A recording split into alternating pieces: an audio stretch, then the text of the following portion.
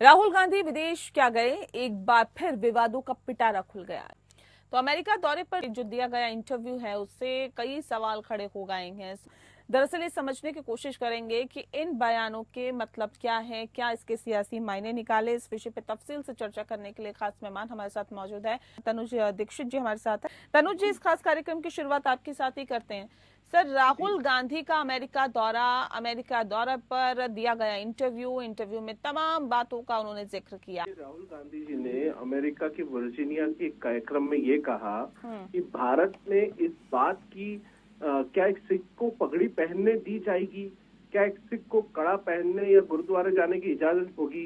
उन्होंने कहा, मुझे ये बताइए, ये जो राहुल गांधी जी का जो बयान है जो वर्जीनिया अमेरिका में दिया गया है, इसको अगर हम देखें परिप्रेक्ष्य भारत की राजनीति के अंदर, भारत के अंदर, तो ऐसा कोई भी सांप्रदायिक माहौल इस समय पूरे देश में कहीं भी देखने को नहीं मिलता जहां पर सिखों के साथ में या अन्य जाति का जो वो उल्लेख कर रहे हैं, वहां ऐसी कोई भी जात के साथ में भेदभाव इस यहाँ हम नहीं देख पा रहे हैं। वहीं वो आरक्षण को लेकर के भी जो बातें हुई हैं, वहीं जो चीजें हुई हैं, तो देखिए सबसे बड़ी चीज ये है कि क्यों आज आप इतने बड़े पोजीशन पे है, लीडर ऑफ ओपोजिशन है, आप एक इंडिया के ऑपोजिशन को रिप्रेजेंट कर रहे हैं, आप आउट ऑफ इंडिया जाकर के भारत के बारे में जो टिप्पणियां कर रहे हैं, इससे भारत की राजनीतिक स्थितियां भी दिख रही हैं और ऐसे में भारत का आकलन कई मायनों में अंतर्राष्ट्रीय स्तर पर होता है, जो कि सरासर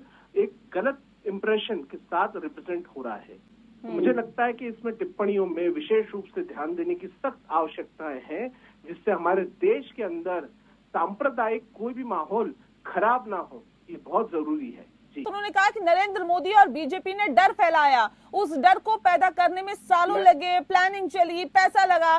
तनुज जी, किस तरह से देखते हैं ये तमाम चीजों का जिक्र विदेश में हुआ? डर फैलाया है तो एक चीज ये सोचने वाली है कि आज जो प्रधानमंत्री नरेंद्र मोदी हैं, वो गुरुद्वारे जाते हैं, कई बार हमने उन्हें पगड़ी पहने हुए देखा है सिखों के बीच में, और तो और आज जो प्रधानमंत्री का एनडीए का जो मंत्रिमंडल है उसमें दो सरदार, यानी दो मंत्री सरदार हैं, जिसमें हरदीप सिंह पुरी, रवनीत सिंह बिट्टू। अगर आप ये देखिए सिखों की ये स्थिति अगर राहुल गांधी जी बताते हैं तो आप ये बताइए, आज सिख देश में कृपाण पहन करके फ्लाइटों में आ जा सकते हैं, देश के प्रधानमंत्री, प्रेसिडेंट, सेना अध्यक्ष, गृह मंत्री, ऐसे कई सारे लंबी लिस्ट है जो कि हमारे देश में सिख रहे हैं। तो सिखों की जो हमारे देश में इज्जत है, उसको समृद्धता वाला एक भारत एक देश है, मुझे नहीं लगता इसमें कहीं सिखों के ऊपर कहीं कोई आँच है। लेकिन हाँ, अगर आज हम बात करते हैं आज से 40 साल पहले की, तो आपको जरूर 1984 के जो दंगे थे, उस दंगे को एक अभियान के रूप में माना गया था।